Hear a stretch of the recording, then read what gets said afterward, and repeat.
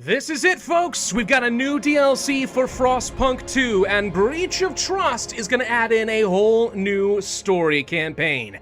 And I am very excited. Now, if you watch this channel, and you saw a couple of days ago I released an exclusive sneak peek at this DLC, you've already got some idea what we can look forward to as far as some of the new mechanics that are going to be introduced into the game, which will change everything, in my opinion. Plus, you have a little bit of an idea what to look forward to in the story. But starting today with this series, I am going to be showing you exactly what strategies I'm employing to get through a very difficult and challenging scenario. This one really is awesome. Before we get started though, I do want to say a big thank you to 11-Bit Studios for sponsoring this video. They have been a phenomenal partner with the channel. I love working with them, and I hope you guys are going to enjoy what you see. So if you want to learn more about Breach of Trust, there will be a link in the description down below, and I would encourage you to click on that.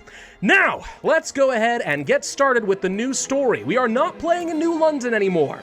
We will be playing in New Edinburgh, which is a totally different location with a Scottish twist to it. And, well, they've got a pretty interesting backstory. Before we get started, I will also say I am not going to be playing on Captain difficulty today. This scenario is really tough, and there's a lot of things I need to figure out. We are going to bump things down to Steward, because this is going to be a very difficult approach for us anyway. But once we have figured out some base strategies, we know exactly what we have to look forward to, then we can ramp things up if we want to. You ready? Let's get started. Now, the story for this area is that New Edinburgh did have a captain who believed that he led the city to greatness, provided their needs in terms of food, in terms of heat, and that the people ultimately were just incredibly ungrateful. In reality, the people believed that he was something of a tyrant, and they did rise up against him. Not only New Edinburgh, but actually a secondary city, a food colony that supplied all the needs for New Edinburgh, has since declared independence. Now, the captain, recognizing the mess that he's in and that he's not going to be solving it himself, has, well, taken care of himself. So we are the new first citizens stepping into his shoes to solve quite a mess. And this starts off with a big challenge. What are we gonna do about Aurora? So we have a couple of different approaches that we can take here. We could choose to negotiate with Aurora, which is going to make one of our factions very happy. Alternatively, we could say we are going to use military force to regain control of the rebellious colony, which is going to get us some favor with another faction. In reality, whatever we choose here, it's just mostly going to affect what our promises are in some of our starting quests. We could pivot if we need to. So you can start by being peaceful and then decide, this ain't going to work so much, I need to use military force. Or you could just lead with that. And I'm going to, because I think, let's be honest, you all want to see some military action, and doing this is going to make things pretty interesting. Let's go ahead and cast our vote for the first citizen. We are going to pass this one guaranteed to start. Every 100 weeks, we are going to have to deal with another one. So this is going to be tough. Now here's another major wrinkle, and all you guys knew this was coming from the trailers for the DLC, plus, just the artwork. There's kind of a major looming threat for us right now. It's this giant mountain over here, which is conspicuously starting to steam a little bit. I wonder what that could be. But we're getting tremors all in this region right now, and it's actually breaking down some of our structures. That is mostly because we are actively extracting a great deal of steam, and apparently that is making the seismic stress substantially worse. If you see up here in the top left, we're going to have a new round of tremors in 13 weeks, which will randomly destroy or at least damage a few districts, and we're going to have to prepare them.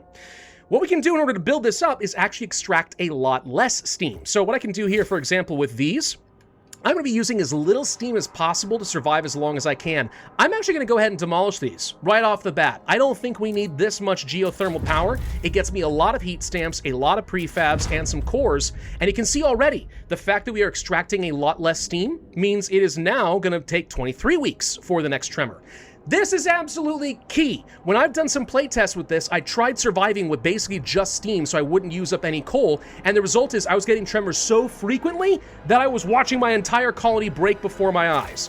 So don't do that. That's a horrible idea. It is way, way, way better to pull back. In fact, over here, what I'll try to do is pull back so I'm generating about, let's say, about 200 steam, and this is kind of the most that I want. That gives me a whopping 37 weeks before I have to worry about anything.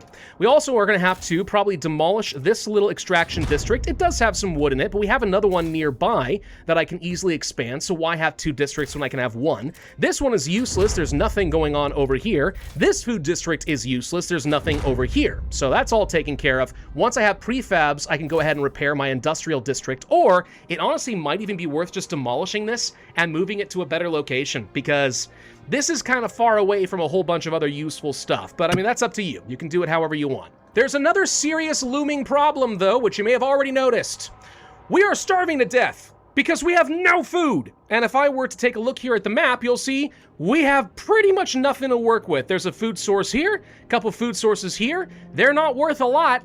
And yeah, we're not going to last very long. So we need to try and get some food from Aurora as quickly as possible. If I take a look at the map over here, we can see where Aurora is located. There's a couple of different points of interest nearby, and this is going to be useful for later. If we take a look here, this is a mobile front. This is where you can rally up our troops, and we can actually launch attacks on Aurora. That could be useful to me later on. We also know exactly where they're getting their current coal supply. If I were to train up some platoons, we could raise the outpost, or we could take control of it and try to get more resources for ourselves, which I very much do recommend. So this would be an option for us. Gonna be kind of challenging, but let's see what we can do. Let's also go ahead and launch a couple of expeditions with my Frostland teams. Frostland exploration is very important on this map, but also very expensive. So be aware that that is something you're gonna have to invest in kind of early on. And on Steward difficulty, it looks like right off the bat, we are gonna have some serious shelter issues. Yikes, dude. All right, so let's go ahead and clear out a little bit of space because I know I'm going to need this later anyway. I also want to open up some additional prefab options because I desperately will be needing all of this. Let's go ahead and raise a few funds from our factions, of which I'll talk about in just a minute, but I need the heat stamps anyway. And in the idea tree, we have a couple of new things we haven't looked at before. First off, we have a barracks. If you decide you're going to go down the military route, this is going to be something highlighted to you very early on. You will have to do this, which is actually one reason going for negotiation is kind of easier. But this is how we're going to be able to get ourselves some platoons. So we'll need this. There's also going to be something here called an emergency shelter hub, which we will also need to research very early on because it's constructing these that are going to keep me protected from the tremors. If you do not slow down your steam production, then you are going to get hit before you have this, and people are going to die in mass. So you gotta pull back on your steam. In fact, I kind of feel like I have to lead with this just to make sure that it is done and I can set some up before we have our first round of seismic activity, because it's gonna be a problem, I'm sorry to say. There's not much you can do there. Now, as far as our different factions, we have the Brokers, we have the Four Fingers, which are basically the insurgents against your former captains, so they're kind of a radical militarist faction, and we have the Founders, who are very, very neutral. All of them have some special abilities that can get you food in a desperate situation, so if the Brokers really like you, you could spend heat stamps to get some more food. Or the Four Fingers could go and salvage some from the deep crevices in the earth, find some fungi. Or the Founders could conserve calories, which reduces hunger, but also greatly reduces your active workforce and seriously hampers your economy. Don't recommend this unless you need to. So if you want to solve the food situation, we do need to go to Aurora. Let's go ahead and talk to them, and we're going to set up some negotiations here. This is a whole new diplomatic system that we can work with. What I'm going to do is offer a good chunk of coal, let's say like 30,000, 35,000 food or so. Sorry, coal, in order to get, let's say, about 50,000 food. Now notice, this is not a guaranteed thing to work. So we're going to send a negotiation team. This will take several weeks to hammer out the details, at which point they will either accept our offer and we have to deliver the goods, or they're going to counter offer and they're going to try to make things a lot more expensive. And it's going to go back and forth and back and forth. I need to get as much food to start off as possible. So even with a moderate chance, even though I could improve this, that extra 5,000 food could be substantial. So we're going to take the risk and we're going to try sending a big proposal, 35,000 coal for 50,000 food. They desperately need the coal. We desperately need the food. Let's make a deal. Something else really important to note, though, about Aurora, notice they have a couple different things here. They have strength and they have defiance. Strength is basically how strong are they economically and militarily. That's how much leverage they have to resist you, and also that's going to give them something to use against you in negotiations. So they'll ask for better deals the higher their strength is. Defiance has to do with how proud and confident they are, and they could just spitefully refuse to negotiate. So you really, really want low defiance. This is also going to be very relevant for us if we do end up conquering Aurora in the future. Now, we do have an event here, so it looks like some negotiations were going on in Aurora. They've lodged the negotiators and the fishmongers, and the servants are probably spies. We can bribe the servants and try to reduce their strength. We could accuse them of spying, but that increases their defiance, or we could just accept their strength going up. I'm going to try to bribe. This doesn't usually work. Okay, it looks like they were flogged. Colony loses credibility and strength. So there we go. They did lose some strength there. I guess that's good. Yeah, okay. And once these things dismantle, then we can get started with some stuff. Okay, that's good. So let's go ahead and repair up this district. That is a #1 priority for us. I am also going to go ahead and build up a second research institute. I think that's necessary, and then once that's built, I will be rushing researchers. You're really on the clock in this scenario, like the whole time. So the more technologies we can get, the faster, generally the better off we are going to be. I also am afraid to say we're gonna need another dense housing block, so I'll build one of those up, even though I don't like them. And I'm gonna get myself a sawmill over here, plus we are gonna go ahead and expand this district so it has the wood source right over here. And let's keep frost breaking over in this direction because there's a coal source here, and I'm going to need that badly if I want to survive. Also, I need to get myself a prefab district, we'll say right up over here. Why? Because, well, if you're going to be having a lot of tremors, guess what you need a lot of? Prefabs for repairs. If you don't have enough, you're dead. So we're going to extract everything that we can, and of course we're going to have to be manufacturing more at our industrial districts. But already you can see we are really fighting an uphill battle, so if we don't deal with this, we're in trouble. Gosh dang it, a counteroffer. Okay, what do they want? They want a lot more resources, like all of my materials for this much food. No, I don't think I will. I think I'd rather stick with kind of the deal I was offering you before, but I might up it to like 40,000 coal. We can do that just a little bit more. I'm starting to run low, but if I do get that extraction district going over here with the coal, we should be able to stave that off. Might need to raise up the steam production just a little bit. All right, we have a quest now to go ahead and build some emergency shelters. That's something I'm already working on, so not a big deal. We need a lot of prefabs for that to work, though. Okay, we can see here the negotiations did actually work. So for 40,000 coal, we'll get 50,000 food. Not as good of a deal as I might have liked, but I'll take it because we've had nothing to eat for a long time now. And if we don't solve that, we are doomed. As far as some early laws, I think it's really worth going to the city and swapping away from community service and doing the heat pipe watch, if you can. Mainly because if you do pull it off and you have an extra heat level in all of your housing districts, that's a lot less heat you need to provide, which means you can save up a lot more coal, so you have something to trade for that oh-so-precious food. Anyway, food has been delivered. Thank God. Stockpile is full. That'll keep us going for a bit. We have to basically keep doing this constantly. Because if we ever do not have food for a period of time, tension will rocket up so fast, it is all going to be over. We are going to be struggling this entire game, having barely enough materials, pretty much never having enough goods, and always be looking for more food. Now, obviously, it would be very helpful for us to go ahead and start placing down some more logistics districts and stuff like that, but I kind of don't have enough to work with right now. It is also very helpful to early on start carving away not only to this coal deposit, but also over toward this metal deposit, because we are going to be relying on foundries for a lot of our long-term needs when it comes to materials. So if you got a little time and some heat stamps to work with, go ahead and start prepping that, get the groundwork laid, because it's not going to last forever, I promise. And as we explore, finding more people would obviously be helpful. This is going to put a lot of strain on my food and housing, but we do need the workers in order to survive. So for now, I'll happily take in one more round. And over here, we have already exhausted all of our prefabs, so we could try to relocate this, because there's another good source right over here, and that's exactly why I carved out the way that I did. I'm going to research all due maintenance, which I promised to the Four Fingers. This is going to greatly reduce my material consumption, which will help me last a bit longer. And we do have emergency hubs. Now, I did intentionally readjust these housing districts a little bit, because I know these shelter hubs are a 3-tile thing, and what you can see here is they do have a radius around them. The goal is to cover at least, I think it's 6 tiles of your districts in order to have ample coverage. That means that basically no one will get injured or hurt if the tremors hit that area, which is not guaranteed. If you have not enough tiles, you'll have adequate, even less, you'll have sparse coverage, and the odds of injury and death go up by a lot. So by adjusting this, I kind of make it so it's easy to surround this area, which is what I'm going to do over there, and I'm going to do that over here as well. And then I'm also going to expand this district so it covers around this, because that's 3 more tiles that will be covered, and therefore we should have ample coverage here as well. It would be nice to pass a goods law, but I made a promise, so we're going to do childhood over here. Family apprenticeship for the extra percentage of workers is actually quite good for us in this case.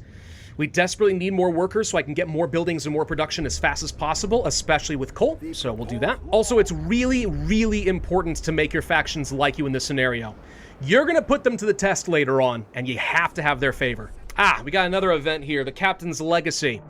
All right, so we could pardon some political prisoners from Aurora, people who were taken by the last captain. If we pardon them, we reduce their defiance, but the Four Fingers are unhappy. We could also increase their defiance for 30,000 food, which is highly tempting. I'm trying to remember how much defiance they've got right now. It probably is not worth doing this. It's really close, though. This is going to come back to bite us later on, but 30,000 food is a lot of food. Still, I'm going to reduce that defiance. It upsets the Four Fingers, but I think this is what we're going to have to do for the long term to work, just because I know what's coming. By the way, speaking of food, we no longer have any food production locally. Say goodbye to that. But our shelters are built, and you can see everyone does have nice, sufficient, adequate emergency shelter coverage. So no one is going to be getting hurt if my housing districts get struck. They'll still go into disrepair, but I'm trying to minimize the deaths. If we can, it would be good to build out another one of these coal deposits, which I'll go ahead and do. Because again, the more of this I can stock up, the faster I can trade for more food. Now, technically speaking, my goal is to get 250,000 food out of Aurora. That's not gonna happen easily. It sounds fine right now, but trust me, it's not as easy as it sounds. This is gonna be a problem later on. But we do need to get as much out of them as possible. It would be good to research the barracks. This is something we're gonna have to do. How long does it take? It takes 11 weeks. I have a quest for this that expires in 29. I can afford to do one more tech before we get to that point. And if that's the case, I'd actually love to get some scouts headquarters to reduce exploration time and also reduce territory threat. This map is really dangerous, so we're going to find ourselves out of places to explore quickly if we don't do this. And notice, by the way, we are basically already out of prefabs. I'm making 30 a week, but like, it's not enough, and when the next tremor hits, you might spend anywhere from 200 to 500. So that will be a problem. Let's go ahead and explore up here to the north. There's some more coal for me to find. That would obviously be good because I can trade for more. We have 15 weeks left for food. That's about the time when we need to start looking for more negotiations. I could promise 20,000 food pretty easily, and we should be able to make that. Sorry, 20,000 coal. How much food can I get? Maybe an even 20,000. And that's not even a great deal. It's only a moderate chance of success. Still, we got to give it a go. Don't worry, as I get myself some more extractor districts up, this is going to ramp up faster and faster. So 300 a day, that helps. No point in building out more mines, though. We are going to be running out of materials here very, very soon, unfortunately. There's not a lot I can do, unless I'm willing to do some emergency shifts. Now, this will last a little bit longer. I'm willing to do it, but it's not great, and it's only going to slow down the inevitable. That's why we have to get these foundries at some point here, too. We have another event here where we can tear down the old captain's house. Founders get upset, but 30,000 good is great, or we could accept the Four Fingers and make the founders happy. 30,000 goods solves the problem for a while. I'll just have to make some more promises to these guys. That's okay. I will promise the Four Fingers to research the barracks. This is something I'm going to be doing anyway. As usual on these difficulties, like, you always should be looking, what do they want? Because if you're going to do something anyway, you might as well get some extra happiness from your people. But don't overpromise. You need to be thinking about what you need in the next few weeks, and then what you need in the next, like, 40 weeks. Trade proposal was accepted. Excellent. Let's go ahead and send that. That buys me a little bit of precious time. And we'll start working on that barracks next. Might as well make the Four Fingers happy about it. Even though they already love me, I mean, it's just going to be fine. I don't mind promoting these guys and reducing their fervor. I don't know if the fervor does me any good, but I tend to make these guys really happy no matter what I'm doing, especially if I'm going down a military route. So I might as well just kind of build up their membership. That's my thought. Let's get one survivalist headquarters so I can start exploring a bit more. And we have enough prefabs to go ahead and build out another one of the logistics stations, so we will. All due maintenance is about to pass, which will make my materials usage a little easier. Okay, so now I can turn off the emergency shifts, which, yeah, but puts me back into the red, but I mean, it's not a big red. And here comes the tremor. Looks like it's going to hit right around some of my housing districts. This might hit the prefab district too. Please don't, because that's going to be an expensive fix. Don't do it to me. Don't do it to me. But people over here will be fine. So did anyone over here die? Let's find out. Ah, yep. All right. So a bunch of people just died, like 167 or something like that. All right, we're going to have to fix this, obviously. Also, when the housing districts get hit like this, guess what you lose? Housing, which means people are now exposed in the cold, which is why you need to have these prefabs on hand immediately, or people might just die. Ah! These tremors are rough, man. you really only can do so much about it. Like, a deathless run in this game is gonna be so gosh dang hard. Also, my research got shut down, so like, that's no good. Also, we're actually getting full-on coal here. We need to stockpile more. I will happily build another stockpile, but this means we should go ahead and start trading for some more food ASAP. Now, as much as I'd like to promise a few more ideas here, a couple things we can do that would help us. If I were to get things like heat utilization or housing insulation, this would obviously save me a lot of heat, which means I can stockpile more coal to get more food, so that is not a bad option for us. I also really need to be getting myself some factories going, though, unfortunately, because if I'm not producing more prefabs and or goods soon, we are gonna struggle. Like, I'm barely having enough goods because I dismantled this manor for now. We know that's going to be an issue, but the prefabs, that's what scares me. This extraction district is now useless. We'll dismantle it. Also, do not be afraid to make use of your overdrive periodically just to save you a fair bit of heat so that you can stockpile even more coal even faster. Or, heck, even turn down some more of your steam production and buy yourself a few more weeks between tremors. It's not a bad idea. Oh wow, they actually accepted this trade. All right, that's pretty good. I was literally about to run out of food, so the timing of this is almost perfect. Now, with the barracks researched, I do need to immediately build out some of these barracks. We need 2 of them for our quest, only because I chose to go down a militaristic route. But I slightly was off in my timing. Okay. My main quest was to get this done within the first year of office. We missed it by, I think, less than a week. I kid you not. Trust falls, that's no good, but they're built, so now we have our barracks, I guess. What we can do here is we can spend some heat stamps and temporarily some Frostland teams to start training up some soldiers, and we're going to be doing this in both of them, starting immediately.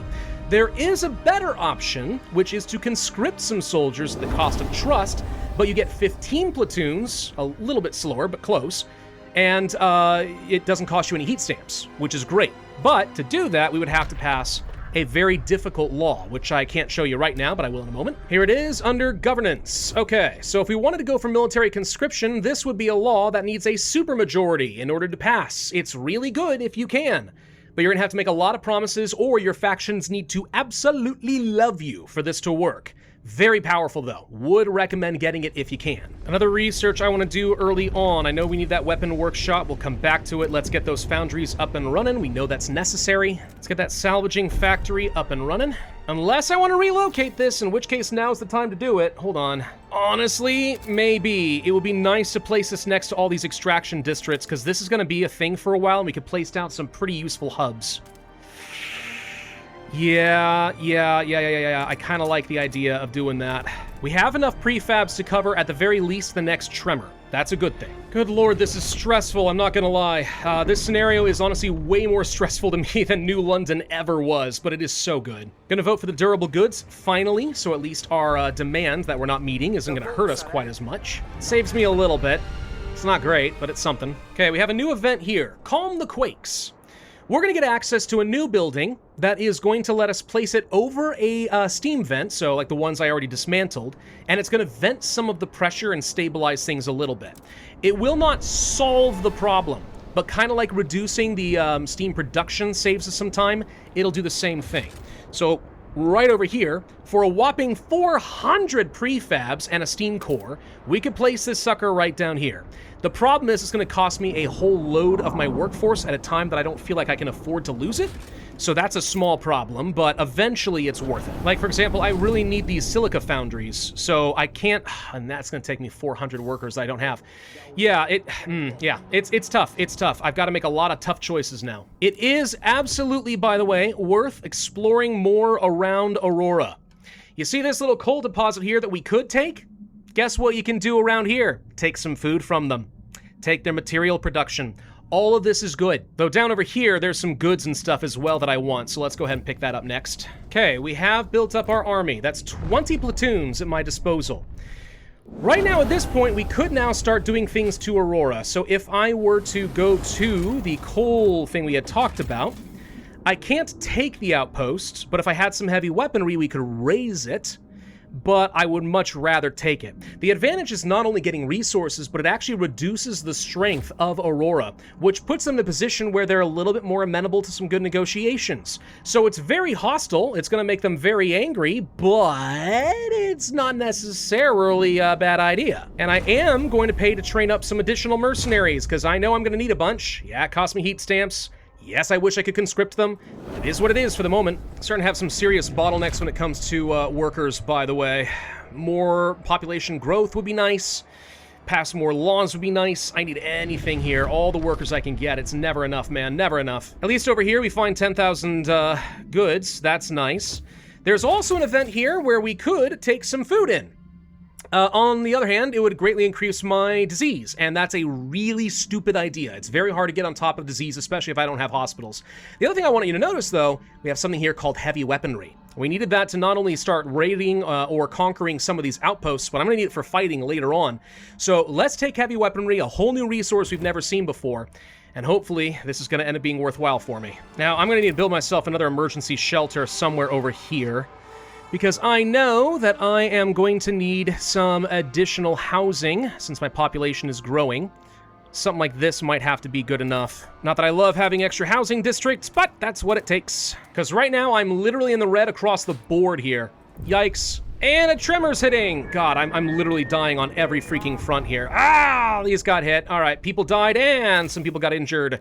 No! It's like the game really wants you to build emergency shelters around every single district you own. That ain't cheap, dude. Do you see what I mean about this particular scenario being, like, really tough? Like, I don't even know how you beat this on Captain difficulty yet. Maybe there's a way, but I haven't found it yet. I've got 40 platoons to work with now. Okay, this is where we get to start being aggressive. And the main reason I'm going to do this isn't even just to get the resources, it's to start weakening Aurora. So I want to take control of this outpost. It will cost me that heavy weaponry, but we'll get our platoons back and we reduce their strength by 10, which reduces their negotiating position, so I can start demanding more, hopefully. So we can see our guys that are marching across these roads over here on their way toward Aurora. And I don't even think it's like a question of if you're going to win. You will. So now we have stolen this from them. So that's going to boost up my production, which is great. This comes at a time right when I'm about to hold a vote to see if I'm going to stay first citizen. We need a supermajority for that, but with 63 people already locked in, the good news is I should be safe for another 100 weeks. And I really need to pass an emergency law. I'm going to try for this, because I need to pass that dang conscription law ASAP. This is going to take a lot of wheeling and dealing here. I need everybody to be on my side. Or at least almost everybody. This is pretty easy for me. I can just get 2 factions on my side. And then we're going to be able to do the conscription. Costs a trust, but I'm already out of heat stamps, so I can't afford to keep training up troops that way. We've got to get another round of conscriptions done, for sure. We could also consider conscripting some prisoners, but there's downsides to doing that too. I'd rather just get conscripts. And we're about to run out of food. All right, we have to go back to these guys on hands and knees. Up over here, we found the captain's old stash. That's some food, some goods, some coal. I'm going to take everything because I think that's critical for me. And over here, I'm going to explore this direction because I know that's where the food is for Aurora, and I need to seize that from them too. We also did find an abandoned coal mine, so like there are still places worth connecting by road. I built out my seismic relief here. That buys me a little bit of time, which is good because I need as much time as possible to get more prefabs. Good God. Might have to buy myself another salvaging factory just to try to keep up, but that's costing me all my materials, and I don't have a lot of that either. But now we have a bit of a problem. This is going to happen no matter what path you go. Once you start getting enough food out of Aurora, they're going to come back to you and say, hey, this is not sustainable and it's not going to work. We don't want to kill you and starve you out, but like, we need something more from you. They want one of the thermal holes off of my generator. This would help boost up my own permanent personal food supply, which is obviously great, but I'd have to dismantle part of the generator. Or we can say, that's it. We officially, openly, totally declare war. Yeah. You're not going to get any more food from them from here on out. So we'll declare the war, since that's what we said we're going to do. But we're not getting food no matter what. So at this point, I'm now very much on the clock. I've got a few weeks of food remaining, and that, ladies and gentlemen, is it. This is one of the reasons it was so important that we start conscripting these guys as early as we could. Because I'm going to need a lot of platoons to actually, you know, win this fight. So that's a problem and a half. Really wish we'd explored these areas. What I've done is I just passed a governance law here, which allows for our resource restrictions. So if I come over here, what I can now say, for example, is the food demand per citizen is reduced, but hunger is increased. Risky, but at least temporarily, it'll make our stockpile last longer, which is probably worthwhile. And then it might be worth trying to do the same thing with, like, my maintenance. We can try, see what that does for us. Looks like it did absolutely nothing. Well, that's not right. Good, okay. Really need more heat stamps here, guys. More heat stamps would be amazing right now. So many more. Oh my god, so many more. We can try working our way toward this food source. It's expensive to do, but if we can, it would at least be some food to staunch the bleeding, and it'd be very good for us to research these weapon workshops. Not that I have the materials for it, but if we can start producing our own guns, that could be helpful right now. Now, I did discover their food algae refinery over here. Guess what I'm gonna do? I'm gonna take control of that outpost too. We need it. It's going to reduce their strength, which is good for actually winning the fight against them, and it gets me a food source. We're going to run this outpost for 67 food output. It's not a lot, but every little bit helps right now. Here comes another one of those tremors. Oh gosh, where am I going to get hit this time? Please know we're important. Oh my god, look at that. Say goodbye to all my housing and all my prefabs. Hope you didn't need anything like that. Oh, shoot, dude. Yeah, that's a little on the brutal side, a little bit. That's almost all my population out of the housing now.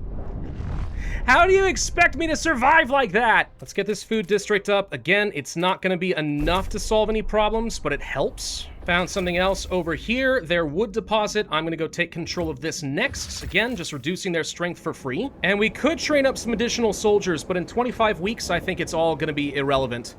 We're not going to last 25 more weeks, I don't think. I really doubt it. Yeah, we've now reached a point where starvation is a very serious concern here. Technically, though, as people die, I consume less food.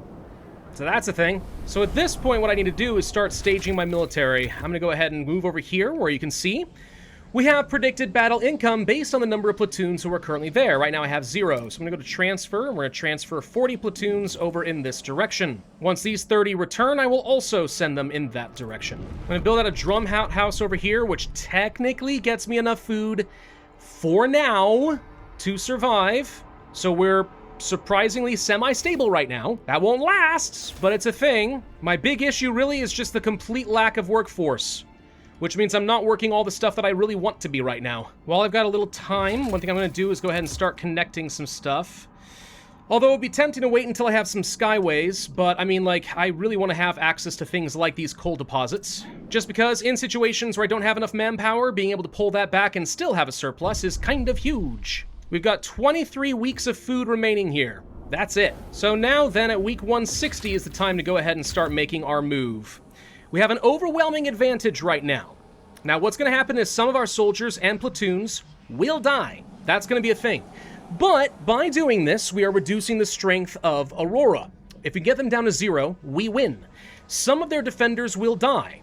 We could, if we had any, use heavy weapons to increase our advantage so we'd win more likely.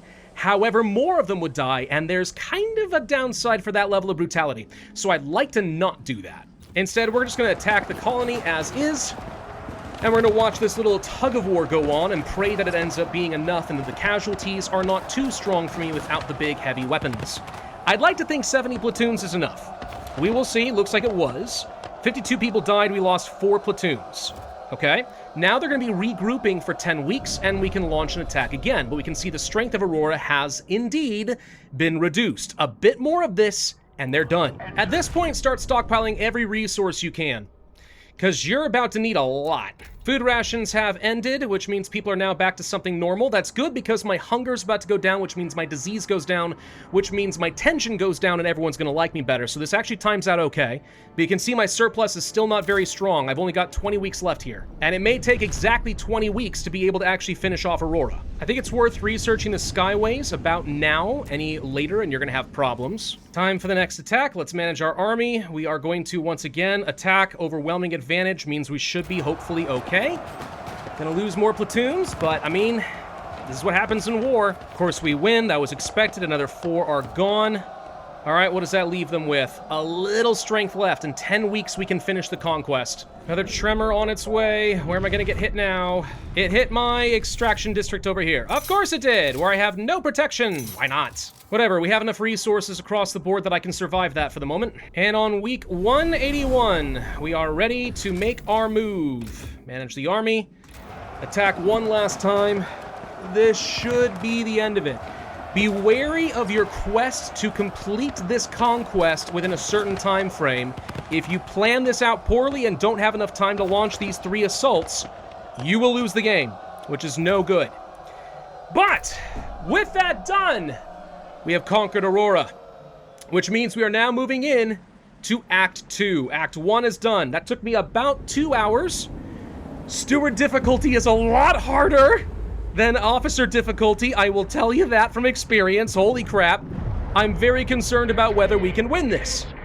But we'll see. Victory! We have great news from the front. After the battle, the Aurora has fallen. We've secured the colony. We can celebrate our triumph, which will make everyone happy, but make the Aurorans very angry. Or we can mourn in silence, basically not gloat. And that is a way of boosting up trust. The thing is, I am going to need to improve relations dramatically with my faction, so I'm tempted to do this. But we also really want Aurora to fall in line as quickly as possible. So I'm gonna hope that just being kinda nice in my conquest is the right call. We're gonna exercise restraint, and I'm gonna stop here for this video, because in the next video, we're gonna pick up with Act 2, because Aurora is a disaster zone. And we are nowhere near prepared to deal with it right now. Thank you all very much for watching, and once again, a big thank you to 11-Bit Studios for sponsoring this video. If you guys want to learn more about the DLC, you can find a link in the description down below, and I would encourage you to click on that. Otherwise, I would ask that you please hit that like button. This is stressing me out, and it's hard, but we're getting through it, gosh dang it. Leave a comment, subscribe, and I will see you guys next time.